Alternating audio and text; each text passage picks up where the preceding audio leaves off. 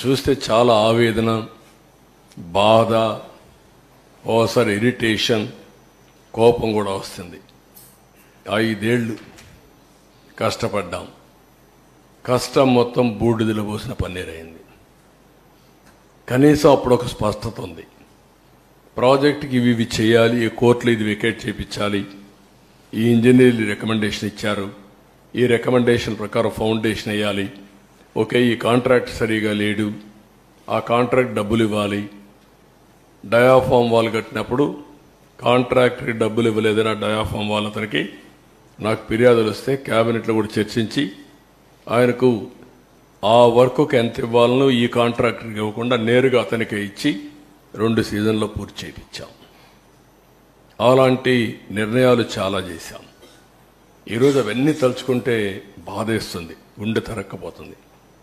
రాష్ట్రానికి జరిగిన అన్యాయం, దుర్మార్గమైన చర్య, నీతిమాలిన చర్య. దాంతో ఇప్పుడు ఏం చేయాలి? ఒకసారి అయితే గడ్కరీ, ఇప్పుడు కూడా నాకు జ్ఞాపకం, దీపావళి అనుకుంటాను, పండగ రోజు ఆయన ఇంటికి పోయాను. నేను అమెరికాకు పోతూ ఆయన ఇంటికి వెళ్ళి రిక్వెస్ట్ చేసి తర్వాత అమెరికాకి వెళ్ళాను. ఒకసారి గడ్కరీ, అదే మాదిరిగా అరుణ్ జైట్లీ ఫైనాన్స్ మినిస్టర్, ఇద్దరు ఉండి ఒక తెల్లవారితో నాకు సాయంత్రం మీ ప్రాజెక్టులో అన్నీ ఓకే కానీ ల్యాండ్ ఎక్విజిషన్కి సంబంధం లేదు, మాకేం సంబంధం లేదన్నారు. నాకు అప్పుడు ఆశ్చర్యం వేసింది. ఎట్లా అంటారా మీరు? Land acquisition part of project, ఇది ప్రాజెక్టులో ల్యాండ్ ఎక్విజిషన్ లేదంటారు, మీరు పునరావాసం లేదంటారు, పునరావాసం ల్యాండ్ ఎక్విజిషన్ లేకుండా ప్రాజెక్ట్ అయిపోతుందా అని రాత్రంతా స్టడీ చేసి ఆఫీసర్లందరినీ రాత్రంతా మేలుపెట్టి తెల్లవారికి ఒక నోట్ తయారు చేసి మళ్ళా నేను గడ్కరీ దగ్గరికి వెళ్ళి అదే మరి అరుణ్ జైట్లీకి వెళ్ళి, నువ్వు సుప్రీంకోర్టు లాయర్వి, నువ్వు అర్థం చేసుకో, నువ్వే చెప్పు, ఒక ప్రాజెక్ట్ నేను యాక్ట్ చెప్తున్నా, నేను ఆర్గ్యూ చేసిన తర్వాత ఆయన కూడా ఇంకేం మాట్లాడకుండా నువ్వు చెప్పింది రైట్ అనే పరిస్థితికి వచ్చాడు.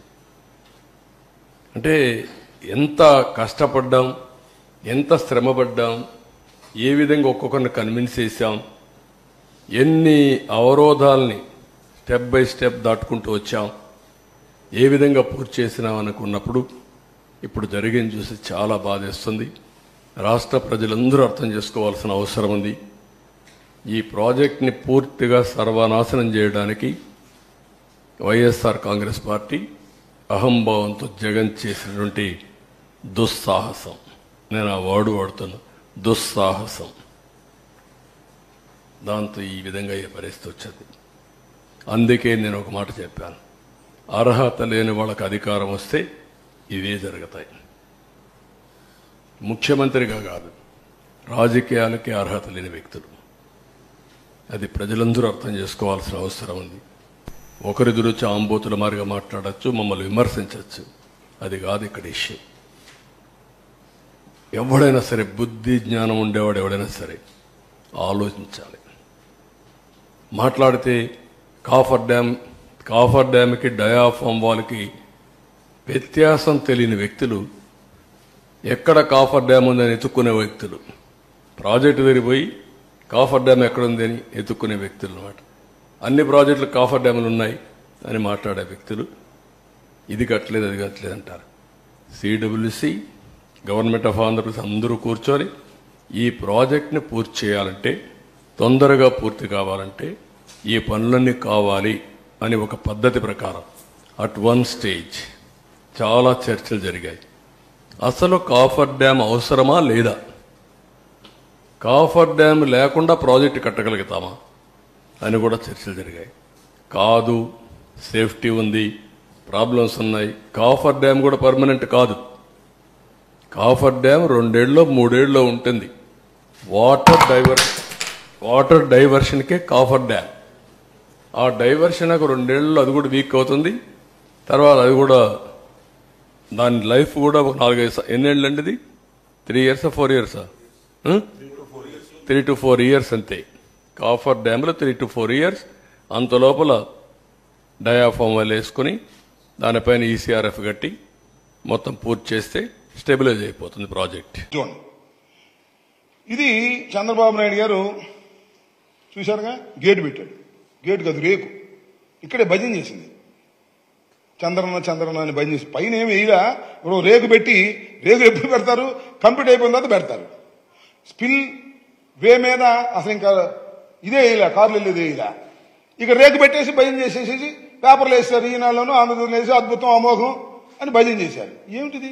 ఎన్ని ఊరికి భజన చేసే కార్యక్రమం తప్ప మేము ఇది పూర్తి చేసాం. నేను మనం చేస్తాం. ఈ గేట్లు పెట్టి కమాన్ మళ్ళా ముందు ఇంకా అది కాదు, ఇంకా వెనక ఇంకా ఇవన్నీ గేట్లు పెట్టేసిన తర్వాత ఇవి పూడ్చాలి. అప్పుడు బ్రహ్మాండంగా నీరు వెళ్తుంది. అంటే ఇక్కడ యాతావాత అందరికీ అర్థం కావలసింది గుదీట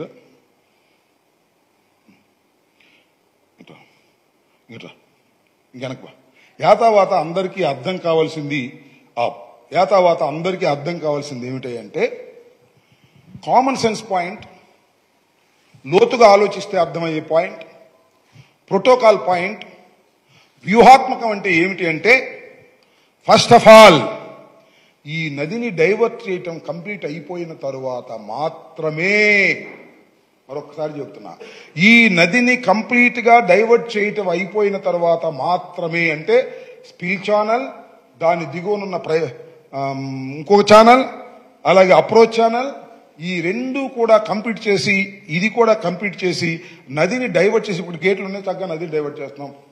50 lakh క్యూసిక్ వాటర్ వస్తే అద్భుతంగా దీనిలో నుంచి రిలీజ్ చేసేటటువంటి పరిస్థితి ఉంటుంది, ఎగదన్నేటటువంటి పరిస్థితి ఉండదు.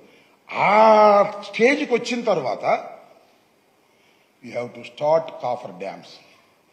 ఈ కాఫర్ డ్యాము అప్పుడు వేయాలి.